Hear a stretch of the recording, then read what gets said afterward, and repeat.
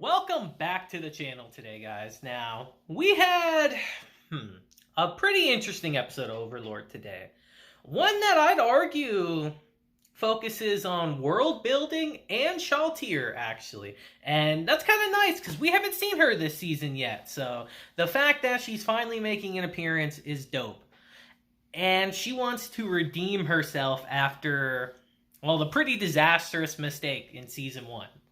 So, let's just get into it, honestly, and talk about Overlord Season 4, Episode 5 today. Now, our episode may be focused on ShallTear and what Ainz plans to do moving forward, but let's backtrack a bit to a conversation between Demetrius and Albedo at the beginning of our episode today. Now, they're working hard. They're working hard for world domination. We haven't seen much of Demetrius this season yet, but I'm sure we will later in the season, so be excited for that. But for now, he's come to report his doings to Ainz, who of course isn't here, because we find out he is in the Dwarven Kingdom. Because if you remember from our last episode, Ainz was very surprised to hear that the dwarves were able to use runes. Which are quite rare in this world. And they were in his original game where he was from. So he's very interested in that. So he went to go figure out what that's about. But we'll get into that in a bit. And Demetrius is, of course, he wants praise. You know, everyone wants praise from Ainz. Everyone loves Ainz so much. And he came to report his information. And a goal of his that he's had throughout this season is to figure out how they're going to get the Empire to become a vassal state for the kingdom. Because that's a very big thing for the kingdom. That's a very important thing. So he's come to tell Ainz about a plan that he has. And Albedo says, oh, don't worry about it. Here, look at this. Ainz himself personally went there. And within 3 days, he was able to get the Empire to become a vassal state. Which Demetrius is actually shocked about. He's like, my plan would have taken a month. Would have taken a full month to do. Like, oh, I can't believe the ingenious of our Lord. And guys, like I've said in most of my episodes, I still find it hilarious how all of them just kind of ride Ainz's dick a little bit. They're like, oh, we can't even fathom his level of intelligence. And Ainz is just sitting there like, oh, I just wanted to fight some strong guys. That's why I went to the Colosseum. I just wanted to fight some strong people. That stick is always so funny to me. But it's here that we transition to Ainz, actually, in the lizard village, visiting Kakuktis. I've never been able to pronounce his name, so don't flame me for that in the comments. But visiting them with the goal of visiting the Dwarven Empire. And there's someone in the lizard village, actually, who has previous knowledge of the Dwarven Empire. So he has come there to speak with him so he can try to make some peaceful negotiations between the dwarves. You know, Ainz is, for all intents and purposes, the strongest person in this world. If he really wanted to, he could absolutely just go into the Dwarven Kingdom and just completely completely take them over. Words are hard. But no, he wants peaceful negotiations because he wants to be able to figure out that rune technology. He wants to know how it works in this world. So, peaceful ways are the way to go about it.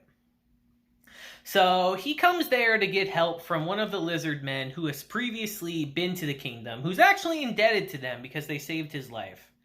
And we get this really funny scene with Kakuktis. Where, if you guys remember in one of our previous seasons, he used ShallTear as a chair to punish her. And now Kakuktis wants the same thing. I just think it's so weird, but so hilarious at the same time. That they constantly do this stuff. Like, oh my lord, your affection is sublime. It's just ridiculous. This is like a little funny gag throughout our show. But Ainz actually brings us lizard men with him, and they start traveling to this Dwarven Kingdom. Now, he brought ShallTear with him. He brought ShallTear and Aura with him, actually, for two simple reasons. One, because they are very powerful. appearances aside, they are very strong. ShallTear is actually the strongest floor guardian, which I forgot about personally. That she's actually technically the strongest floor guardian. And because he kind of wants ShallTear to get out of the funk she's been in. Because since season 1, she's been kind of depressed with herself, kind of moping around a bit.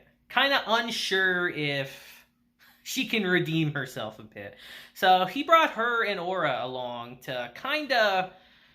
so she could get out and experience more. So she could come and learn. Just being labeled the strongest isn't enough. That can actually stunt your growth. So he wants her to come out and experience more, to learn more, to be able to make decisions on her own and not be so reliant. And these two are very close together. Their two creators, if I remember correctly, were siblings. Like I said, if I remember right. It's been a while. But they were siblings, so as much as they fought, they got along with each other quite well. And so do these two. So they make a very funny little pair, if I do say so myself. And as Ainz as his... sorry, flub right there. And as Ainz and his little cavalcade of men start traveling to the Dwarven Empire, we see that ShallTear is actually starting to learn, starting to make more decisions on her own. But we do get a goofy scene, actually, where Ainz builds a fortress, which is kind of dope, by the way, that he could even do that. He builds a fortress, and we see that she's religiously writing down everything that Ainz says. And Aura's just like, all right, why don't you, instead of doing this goofy stuff, why don't you listen to his words and try to use them and have them motivate you into your everyday life. You know, actually listen to what he's saying and don't just write it down, and try to incorporate that in what you do. And she even says to herself, like, I feel like I got a dumb little sister. Showing that these two are very close with each other. Now, as Ainz actually nears the end of his travels to the Dwarven Kingdom, we actually see something kind of strange. The kingdom is barren. Something's kind of weird. So he actually sends some of ShallTear's minions in, which I think are funny because they're Hanzo, because they're ninjas. So of course he's Hanzo. So they go in and explore the city, and it turns out the city is completely barren, completely empty. And that's quite strange. So Ainz actually sends in Aura to examine the area, and she runs into quite a particular dwarf. She runs into a dwarf called Rondo Firebeard. Very creative name, I know. You can tell the author is very creative with some names. And he's shocked to see a dark elf there, obviously. So they get to talking and all that, and it's revealed that Ainz actually followed Aura in there and kind of hid himself. And he introduces himself to Rondo. And they start talking with each other, you know, and Ainz says, I've come to the Dwarven Kingdom to look into their rune technology. I've come to make peace with them, to have peaceful negotiations so that we may both prosper. And Rondo starts explaining that, yeah, they moved about 6 days over to another city, but you might not find exactly what you wanted, because, you see, the art of making runes is a very traditional thing, a very traditional kind of magic. Now, Rondo starts explaining to Ainz that he comes from a long line of rune smiths, and about 200 years ago, a magic caster actually came into the Dwarven Kingdom and showed them a way to enchant items faster with magic than to rune smith them. And it's much, much faster, because before then, everything was handcrafted with runes in the Dwarven Kingdom. But this caster came in and showed them a quicker way to do it. So everyone decided, instead of rune smithing, why don't we all just become magic casters and enchant our items this way? And it's kind of been a big blow to people, because Rondo's father was a very famous runesmith, and he wants to carry that tradition around. But it kind of makes sense if you think about it, because the costs of rune smithing are very high. They are quite expensive to do because you need a lot of really good and expensive material to do it. But he wants to keep the tradition around. He wants his children to one day inherit the pride that he carries with him, and to not let his father's name die, to keep the old traditions alive.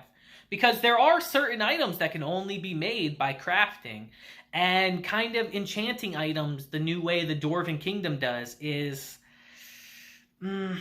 it's much faster, but I would argue it's not as potent. So Ainz actually makes him a deal. He tells him, you know what? Why don't you come into the Sorcerer's Kingdom? Why don't you come with us, and we will give you the opportunity to make these items the way you want, to smith away. We will bring you dwarves from the kingdom, and they will be under your command to continue your work and to pass down your legacy. And Rondo is moved by this, obviously. This Ainz essentially just came in and told him, I'm going to make your dreams come true. But then he asks him, are you willing to sell your soul to me for it? And like most people, he said yes.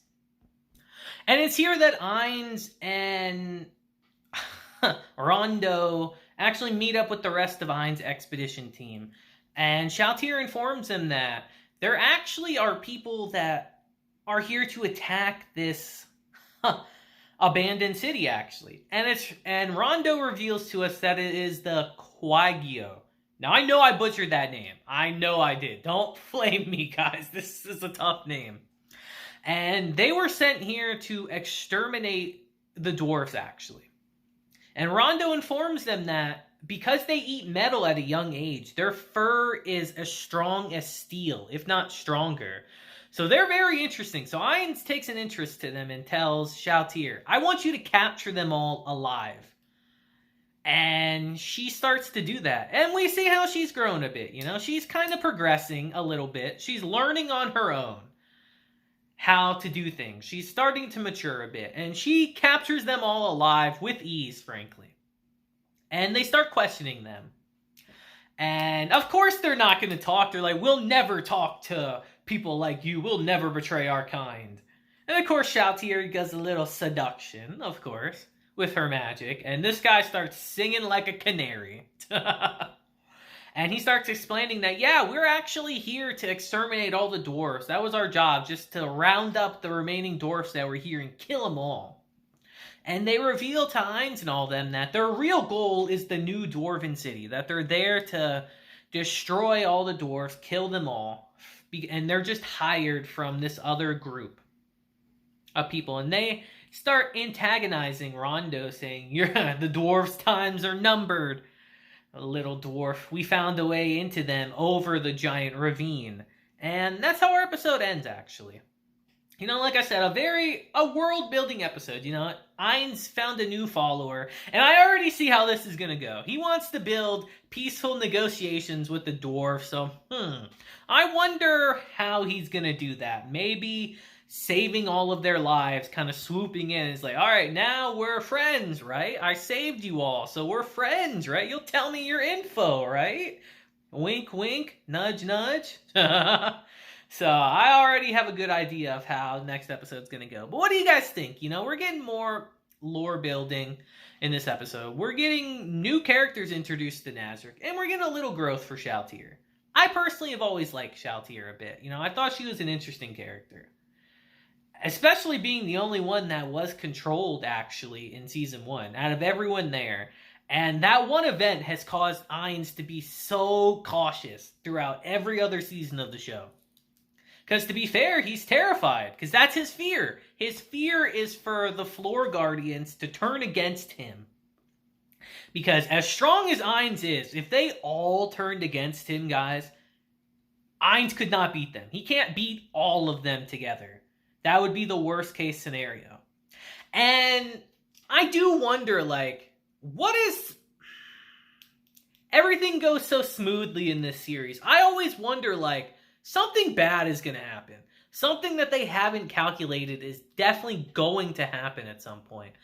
And I think to myself, like, maybe it's Albedo turning against them. Like, obviously not willingly, but what if someone is able to control her or Demetrius?